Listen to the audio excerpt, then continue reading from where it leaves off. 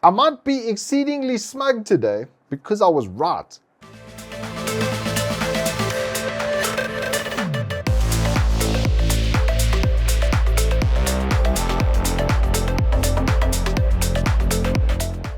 Good afternoon, welcome to Turbo Tech. If you're new here, I'm Reese of the 4-piece variety or Wookie Triple XL. And today we have Team Blue and Team Red coming together in perfect harmony to give us a build that costs just about the same as a PS5, but will actually give you better performance. Like I said in the intro, we have won the day, and without further ado or any gilding of any lilies, we're going to jump straight into it. Because if you missed the last two episodes, I showed you in the first one why we are specking these particular components. Then we did a full build guide for this exact system.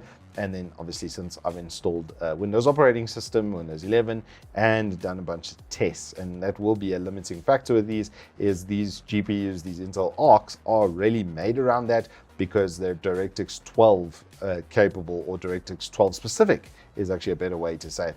DX10 and DX11 performance is not quite as good on these cards. They do take a little bit of a step back on that. Anyway, if you missed that, let me give you the quick rundown of the spec.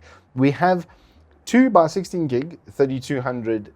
I think these are running at CL18. They've got very loose timings on them, but they are 3200 megahertz with a Ryzen 5 5500 on a little B450 motherboard, with our centerpiece being this Intel Arc A580 8 gig GPU. As I said, it's made specifically for DirectX 12 sort of stuff, but I haven't limited the testing to that.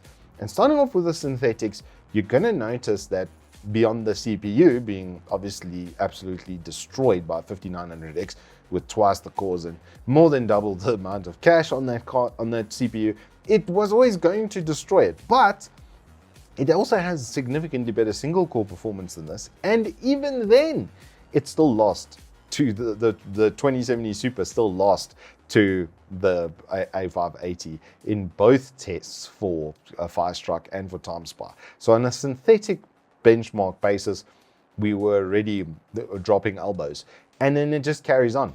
And it gets so much worse. We're going to start off with the worst, which was Metro Exodus at 42 frames per second, absolutely maxed out.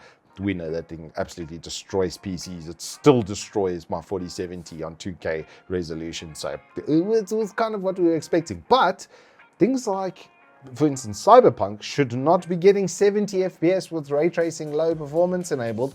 And you're going to see the exact same thing with a 90 FPS average nearly in RDR2. And you're going to see, once again, the exact same thing running Crysis on high, for goodness sakes. It's on very high. We don't run anything on Canon Run Crysis because, yeah, that still breaks things. But the idea with this was to keep the price point at the PS5 level, but see if we could get better performance. Now, they rated to the PS5 to the 2070 Super, so we're already showing 10% higher than that. But if you notice, Firestrike is a DirectX 11 title. So even in a place where the GPU is not supposed to be better, it was better. And then in the DirectX 12 stuff, it's just a bully beat down. So can you build a PC that will be as good as a PS5 for gaming? Yes, you can. And then it's still a PC. So the advantage of that, one of the major ones, is Steam as a platform. The specials and stuff that go on there, you're gonna save like 60% on your cost of your games. Yes, if you're buying the latest AAA games at launch, you're gonna pay AAA gaming prices at launch. And then there's not too much difference between that. That used to be one of the major differences between PC and console, was that price of your software.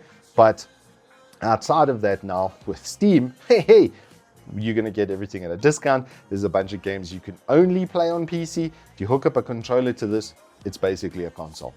So I'm very chuffed with myself, obviously. There are ways that you can cut corners. You don't have to go as extreme as this, especially with regards to case and the power supply, but I like to do that because you can see from those Firestrike and TimeSpy results, the temperatures in this was very good. Unfortunately, with this motherboard, I'm unable to control the fans, so they're just on 100% at all times, and I did test it fully closed as well. So yeah, the performance, it just speaks for itself ultimately.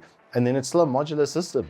You can still add in drives, you can still add in more 2.5-inch SSDs, 3.5-inch hard drives, so that you've got a lot more space. You can do obviously multimedia just easier. Everything is just better. Okay, just come over to the PC side of life.